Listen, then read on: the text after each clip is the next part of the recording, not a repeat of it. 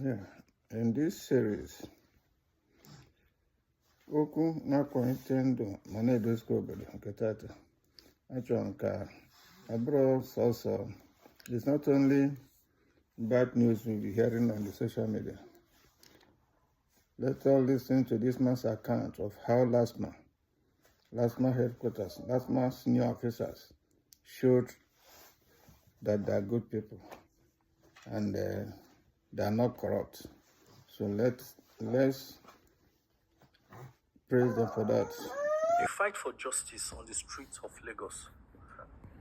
I had just parked my car along Ishaga inward Toyin Agbado Road on Thursday, 20th of February 2025, on a routine errand to buy provisions. The area was bustling, and as I stepped into the store directly in front of my car, I had no reason to suspect anything was amiss. After all, there was no parking sign in sight. But the moment I turned around with my purchases, my heart sank. My car was being impounded by the Lagos State Traffic Management Authority, LASTMA. Rushing to the officers, I pleaded my case, pointing out the absence of any signage prohibiting parking. My words, however, fell on deaf ears. Without further ado, the officials jacked up my car, determined to tow it away. One of the officials slid into the driver's seat, while I resigned, but unwilling to let go, took my place in the passenger seat. As we drove off, the negotiation began. The LASTMA official made it clear, if I wanted my car back without further trouble, I would have to part with at least 50,000 naira, which he alleged was the fee for towing. Oh boy, last, we settled for 20,000 naira. It was a bitter pill to swallow, but knowing how prolonged and frustrating the alternative could be, I reluctantly transferred the money to a POS operator. My car was jacked down, and I ensured I got my keys back. But rather than drive off in defeat, I made a U-turn, parked at a strategic spot, and started recording the officers, determined to document their brazen act of extortion. The reaction was immediate.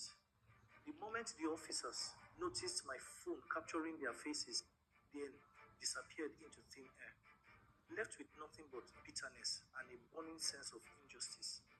I knew I had to do something.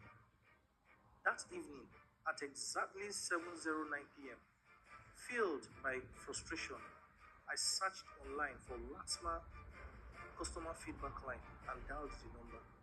To my surprise, a lady picked up almost immediately. As I narrated my ordeal, she listened attentively, apologizing profusely before promising that someone would reach out shortly. True to her word, and that lady just called 30 minutes later, instructing me to send my evidence via WhatsApp. From 8:03, a back and forth exchange ensued, stretching until 9:14 p.m. when I received an official invite to their head office at Oshodi Apapa Road. The following morning, at precisely 9:20 a.m., my phone rang again. It was LASTMA officer reminding me of my appointment. Wow, the efficiency stunned me. Was this truly a government agency?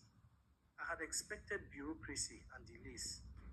Yet here was a system operating with unexpected precision.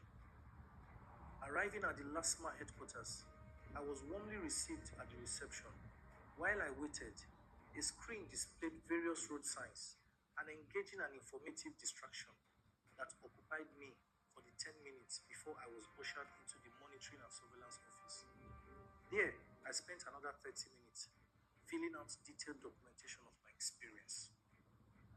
Then came the most shocking moment of all.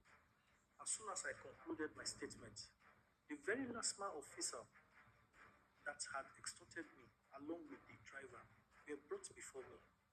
Justice was very swift. The 20,000 naira was returned to me. As a final touch, a photo was taken to document the refund.